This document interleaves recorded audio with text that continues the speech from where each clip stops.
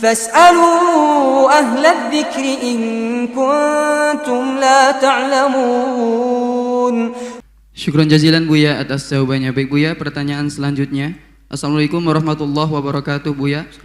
Semoga Allah senantiasa memberi keberkahan di sepanjang usia Buya, amin ya rabbal alamin.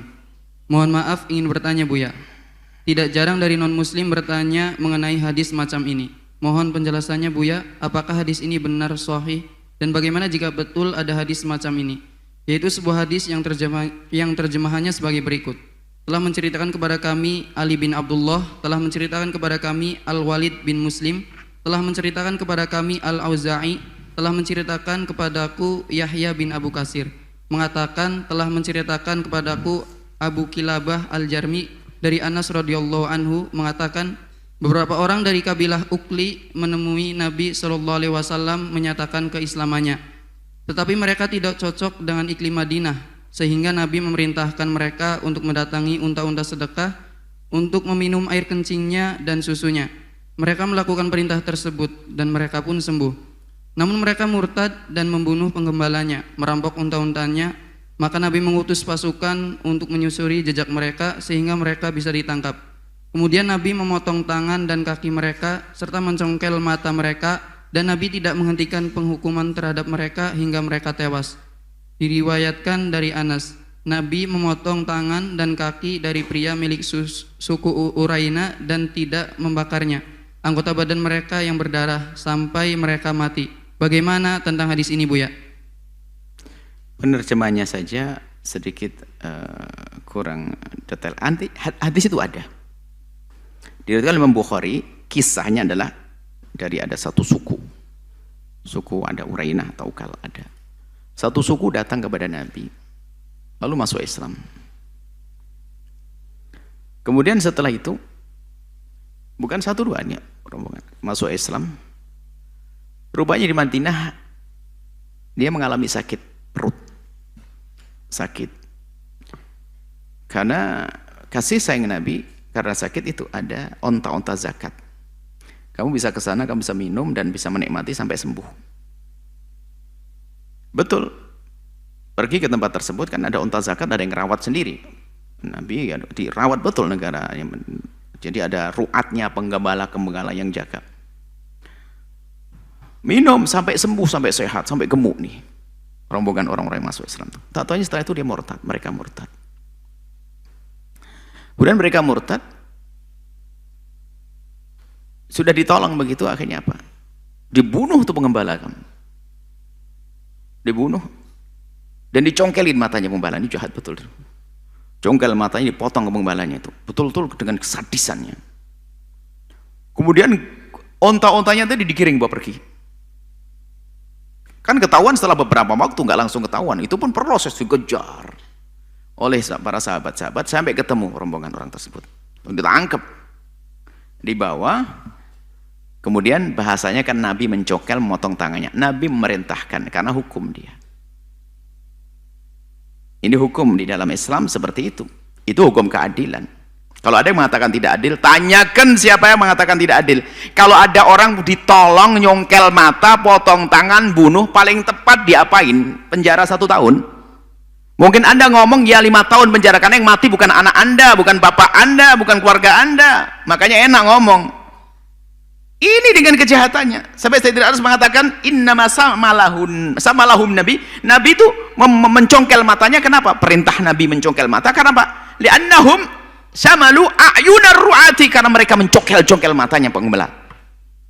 Loh, jadi kalau membaca kadang-kadang hanya dipotong. Nabi memotong, bukan Nabi yang memotong, Nabi memerintahkan karena hukum Islam. Hukumnya apa? Dia jahat. Dia kejahatannya kayak begini, bayangkan. Ditolong, dia sakit loh ya. Dosanya dia murtad, sakit diobati maksudnya. Diberi makan yang enak begitu agar puas dia dengan harta zakat. Kan dia mu'allaf. Dia berhak nerima itu semuanya. Diberi pertolongan begitu, murtad, bunuh lah. Cuman kadang di luar Islam tuh ingin mencari kejelekan. Enggak dibaca normal. Terjemahan kadang-kadang mulai dipelibet menjadi serem banget. Memang setelah itu dipotong tangannya, karena itu adalah dosa macam-macam. Dosa murtad, dosa hirabah, dosa qatal hirabah itu ada ngerampok. Khirabah itu potong ala khilafin, potong tangan, potong kiri khilafah. Nyuri tangan. Qatal membunuh. Zalim fakul ain mengotok. Dosanya banyak di sini. Kira-kira tanyakan kepada dunia paling adil untuk orang ini bagaimana? Lihat, coba aja. Suruh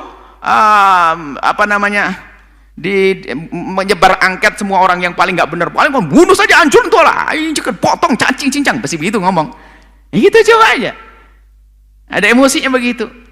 Cuman di saat Islam menerapkan hukum, dan ini bukan Islam memulai begitu, mereka mulai katakan ini kejam, tidak bertentang, tidak sesuai dengan hak asasi manusia.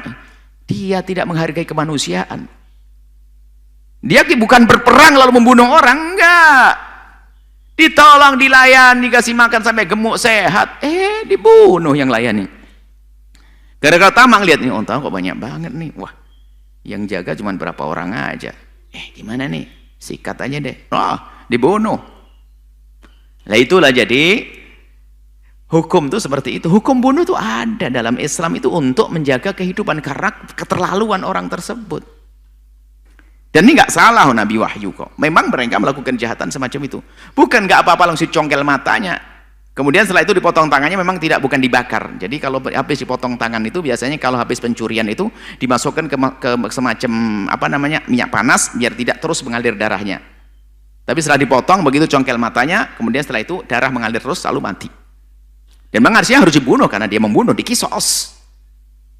Kisos bukan sebuah kekejaman, kisos perlu proses. Nggak gampang untuk mengukuhkan atau menetapkan kalau dia membunuh, enggak. Kalau sudah terbukti membunuh dengan dalil. Yang apa sih yang paling tepat untuk orang membunuh? Membunuh satu orang itu sama membunuh dengan manusia semuanya. Hanya karena yang lain aja belum mendapat giliran. Karena dia sudah kejam dengan kemanusiaan.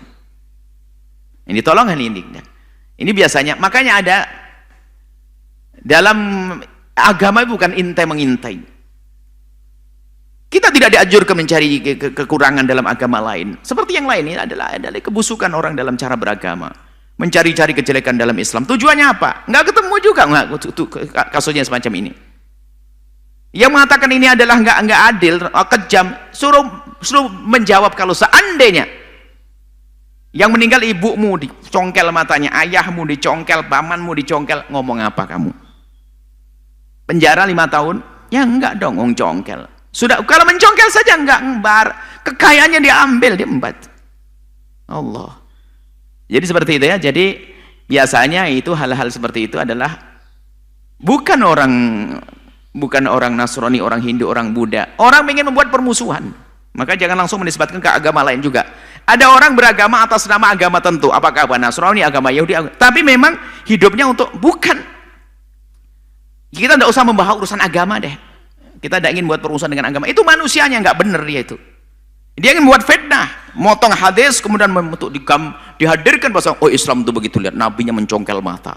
Padahal kalau kita baca hadis yang lainnya bukan Nabi. Nabi merintahkan sahabat untuk mencongkel. Dan pencongkelan pun ada sebabnya, nggak mungkin langsung dicongkel. Sebabnya adalah mereka telah mencongkel lebih dulu. Nah, gitu.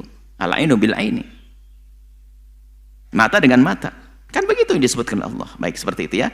Jadi biasa orang memang kerjaannya seperti itu. Itu kalau punya YouTube ngadu domba biasanya. Mencari-cari kesalahan orang. Bukan YouTube yang bermanfaat. Kita melihat orang dari agama lain pun ternyata mereka punya jiwa baik loh ya. Banyak misalnya membuat YouTube yang bermanfaat, biarpun sifatnya masalah kesehatan, masalah membuat menu makan yang sehat. Tapi ada model manusia seperti itu, kerjaannya ngadu domba, cari kejelekan, musuhan dan seterusnya. Na'udzubillah. Dan itu pun juga ada di kalangan saudara-saudara kaum muslimin, ada kerjaannya nyari kejelekan orang tuh ada. Itu namanya mentalnya rusak, sakit dia tuh mental. Semoga Allah menjaga semuanya. Ini jadi penjelasan dari Islam seperti itu. Mungkin ada di luar Islam, Anda yang mendengar suara kami ini seperti itu. Jadi kisahnya seperti itu. Jadi Anda yang di luar Islam, jangan percaya dengan fitnah yang disebarkan oleh orang-orang yang membenci Islam itu. Anda dengan kami tidak bermusuhan. Maka jangan sampai Anda bermusuhan dengan kami gara-gara fitnah orang-orang itu. Orang-orang itu tidak tahu agamanya apa. Saya tidak ngurus tentang agamanya. Anda yang beragama Nasrani atau Hindu, Buddha, kita bersaudara.